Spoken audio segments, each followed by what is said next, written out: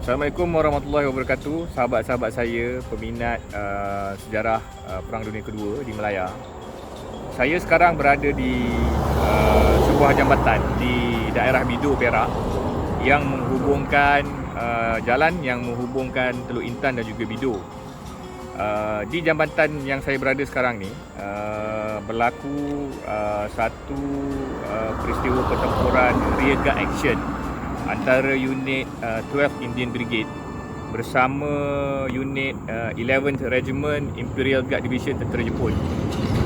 So saya akan ceritakan secara ringkas mengapa berlakunya pertempuran dekat jambatan ni, dan saya takkan cerita secara detail kerana memang tak habis lah. Kalau kita cerita mungkin makan masa 1 jam pun tak habis. Tetapi di utara kita, kalau boleh kita tunjuk, di utara kita ni jauh di kejauhan, lebih kurang dalam 30 ataupun 40 km adalah Bandar Kampar. So, Bandar Kampar dipertahankan oleh unit daripada 28 Indian Brigade 11 Division tentera British yang dipimpin oleh Brigjen Archibald Paris. So dia mempertahankan teras tentera Jepun daripada unit 5th Guard Division, dan pertahanan di Kampar sangat kukuh. So pada waktu ni, pada tarikh peristiwa pertempuran di sini berlaku, iaitu hujung bulan Disember, 30 dan 31 Disember 1941, Jeneral Yamashita berada di Hua Liang High School di Taiping. Dia bersama General Staff Officer dia, Lieutenant General Suzuki, Ketua Staff, dan juga GOC formasi-formasi besar, iaitu GOC 5th Guard Division, 18th Guard Division dan juga Imperial Guard Division, berbincang cara untuk mengalahkan pertahanan British di Kampar. So General Yamashita dia mempunyai idea untuk menggunakan barges dan juga ferry naik di Port Well ataupun pelabuhan Kuala Sepetang dan outflank kedudukan tentera British di bahagian selatan. Manakala Chief of Staff Planning Officer Malaya Campaign Colonel Masanobu Suji, dia mencadangkan supaya Jeneral Yamashita meneruskan pergerakan menggunakan tank sebagai first thrust of attack, kerana penggunaan tank so far berjaya dengan begitu baik di Battle of Jitra dan Battle of Gurun. Dan bila Jeneral Yamashita ni dia memang suka mendengar pandangan dan dia memang attentif. Dia adalah ciri-ciri seorang pemimpin yang baik lah, Jeneral Yamashita ni. Dia tidak paras ataupun dia tidak potong pandangan Colonel Masanobu Suji. Lieutenant Colonel Masanobu Suji, tengok beza 3 bintang dan juga Lieutenant Colonel ni. Dia ambil pandangan Lieutenant Colonel Masanobu Suji, dan dalam masa yang sama dia juga membuat keputusan untuk meneruskan cadangan dia untuk mendaratkan Imperial Guard Division di sebelah selatan pihak musuh lah. Kalau di Kampar tu, Jeneral Yamashita mengarahkan Imperial Guard Division menaiki barges yang diambil daripada Pulau Pinang, barges dan juga ferry, dan mendarat di Hutan Melintang, seterusnya ke Teluk Anson, dan melalui jalan ni, jalan Teluk Anson ke Bidur, untuk dia cut off 28 Indian Brigade ataupun 11 Division yang bertahan di Kampar. So bila AE Percival dia terima laporan daripada air reconnaissance dia yang menggunakan pesawat Tiger Moth, ada ketumbukan tentera Jepun menaiki ferry dan barges di Port Well untuk mendarat di sebelah selatan, formasi 28 Indian Brigade sangat panik, dan dia takut dia being cut off di bahagian selatan, dan bantuan ataupun ammunition, peluru mereka yang cedera tidak dapat dievacuatekan ke selatan lah, ke Singapura dan juga Kuala Lumpur. Ketakutan tentera British ni sebenarnya tidak berasas, sebab bila General Wavell dan juga General Wavell adalah GOC ABDA Command, American British Dutch and Australia Command, dan juga AE Percival, dia telah mengarahkan 11 Division untuk stock up keperluan secukupnya, ammunition, makanan untuk pertahanan sekurang-kurangnya selama 3 bulan dekat Kampar. Tetapi bila tentera British mendapat maklumat Imperial Guard Division mendarat di hutan melintang seterusnya ke Teluk Anson, mereka jadi panik. Mereka tak boleh kawal ketakutan diorang dan dia membuat keputusan untuk berundur.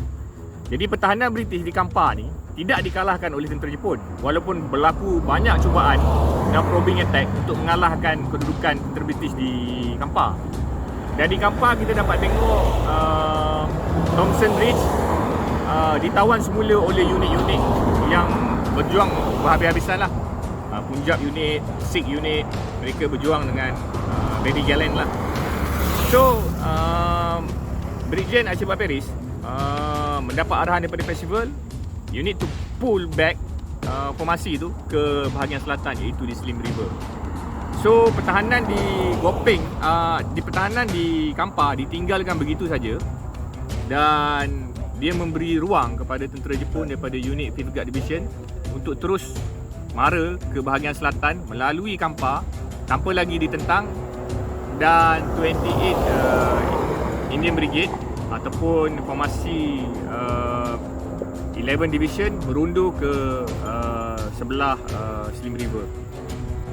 So bila saya baca buku Lieutenant General A.E. Percival, War in Malaya, dia ada menulis mengenai keperluan supaya men from the 12th Indian Brigade dihantar ke satu mukim di Bido ni yang bernama Cangkat Jong, dan mereka perlu bertahan lah untuk menahan kemarahan tentera Jepun yang mendarat di Teluk Anson.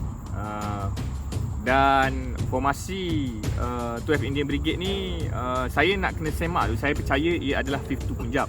So 5th Punjab ni adalah formasi yang bertempur di Titi Karangan, di Greek Road, dan sepatutnya mereka berehat di Bido. Tetapi General A.E. Percival dengan berhati terpaksa deploy diorang ke kawasan di Cangkat Jong ni untuk mereka mempertahankan kawasan Cangkat Jong ni daripada teras di sebelah barat, iaitu daripada Teluk Anson menuju ke Bido. So di dalam buku General A.E. Percival, jabatan terakhir yang diletupkan oleh Sappers ataupun engineer 12th Indian Brigade adalah di sini, iaitu jambatan yang menghubungkan Bido dan juga Teluk Anson. Dan saya datang ke kawasan ni sebab saya memang geek on subjek World War II di Malaya. Alhamdulillah kita berjaya menjumpai jambatan tersebut yang diletupkan oleh Sappers, men from the 12th Indian Brigade. Saya percaya unit 5th Punjab, dan kesan jambatan lama tu ada di hadapan kita. So, kita boleh tunjuk.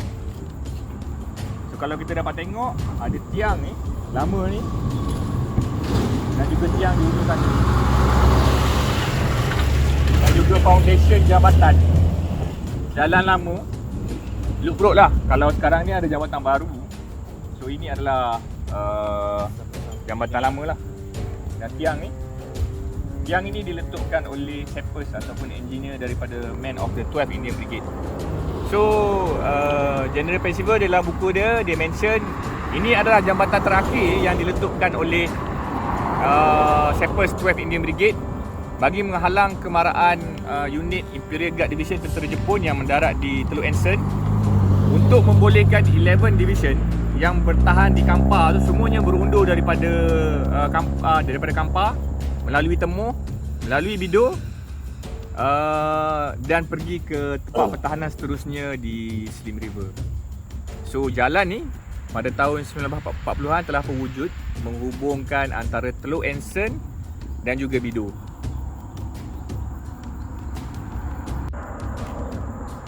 So kalau kita tengok dalam doktrin peperangan, unit engineer penting untuk membina jambatan dan meletupkan jambatan.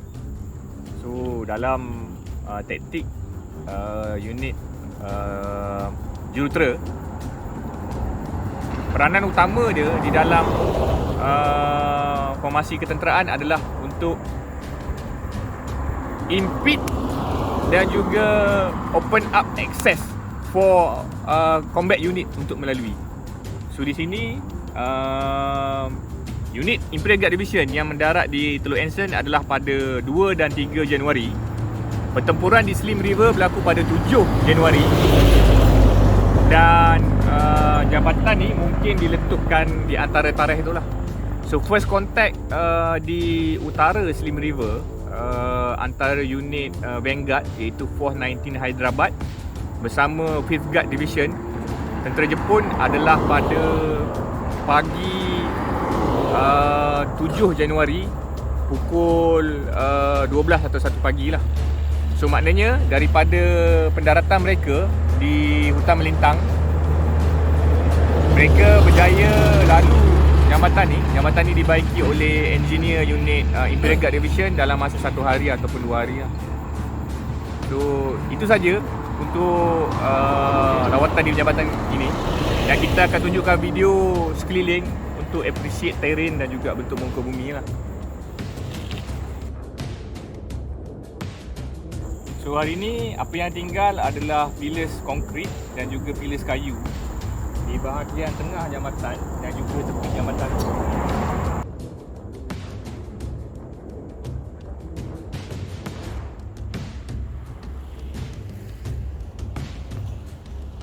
So kita dah check di sebelah tebing.